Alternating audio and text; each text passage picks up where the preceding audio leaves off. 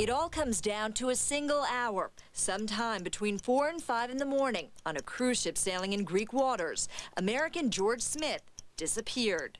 The lives of his new bride, parents, and sister shattered. This is what they believe. My brother was murdered at the age of 26 with a promising future and a lifetime of happiness ahead of him. The FBI will not talk about the case or even whether it might be murder. But new details released by the cruise line provide clues as to what happened that night, clues specifically about that hour. It began in the ship's disco with George Smith, his wife Jennifer, and a group of friends that met on board. Around 4 a.m., the party ended. For some reason, the newlyweds went separate ways. Cruise officials say George Smith was helped back to his cabin by 4 of his new friends. The men were so loud, the passenger next door, a vacationing police officer, told CNN he banged on the wall and called security to complain. He called down and said that he was hearing partying noises or drinking games in the cabin next door.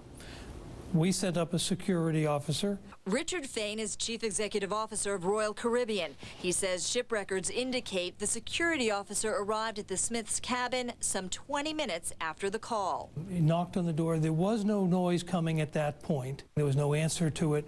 We don't force entrance on that basis. And so he left thinking everything was fine. It's unclear whether George Smith and the others were still inside then. But the passenger, that vacationing police officer who called security, tells CNN in the minutes before security arrived, he heard an argument in the Smith cabin. 3 men left, but someone stayed inside, opening and closing doors. There were sounds of furniture being moved to the balcony, and then a really loud thud, as if something had been thrown overboard. So where was Jennifer Smith?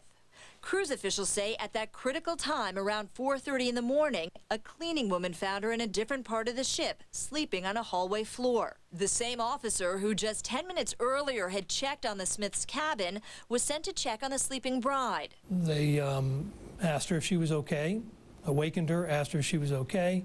She said she was fine. Cruise officials say because of the earlier noise complaint, 2 security guards used a passkey to check the Smiths' cabin before bringing Jennifer Smith back.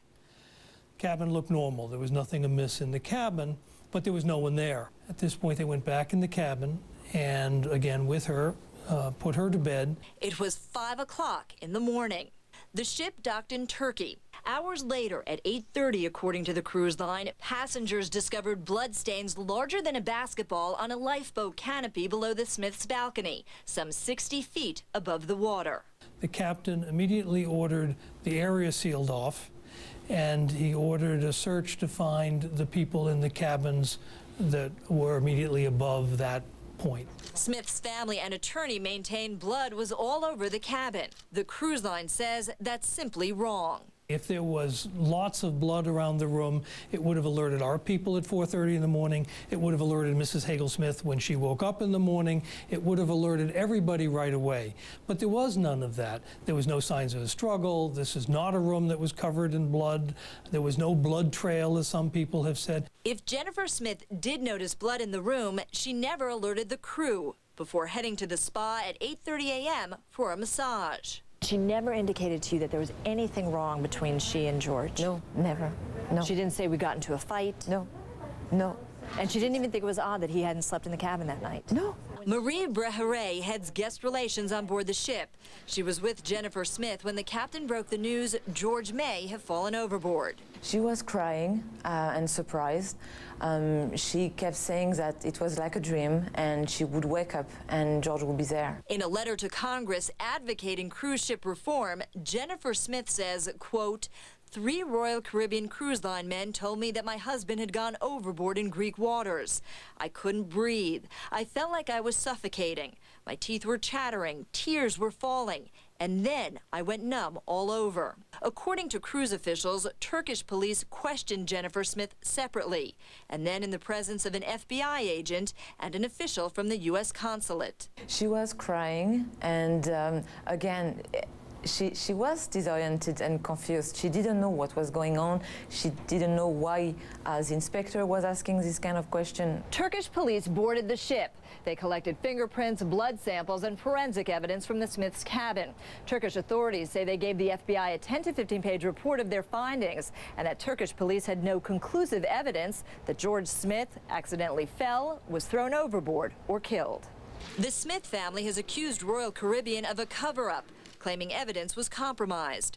A lawyer for Jennifer Smith says security officers should have entered the cabin after the initial noise complaint. So if the security guards had simply listened to what the passengers were begging and get in there and take a look around, they would have found his blood. If they looked outside, they could have stopped the ship and tried to save him or look for him, or they could have perhaps found him on the awning and saved his life. Both the widow and family say they're planning to sue the cruise line. The head of Royal Caribbean says every protocol was followed. Actually, we did turn over some 97 different tapes to the FBI, and that's part of their investigation, so I don't know what they found on them. So technically, the answer to what happened that night could be on those tapes. It might be.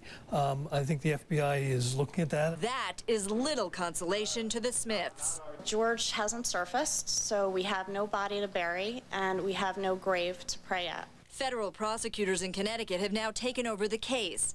They will not say when they plan to release their findings. Deborah Fayrick, CNN, New York.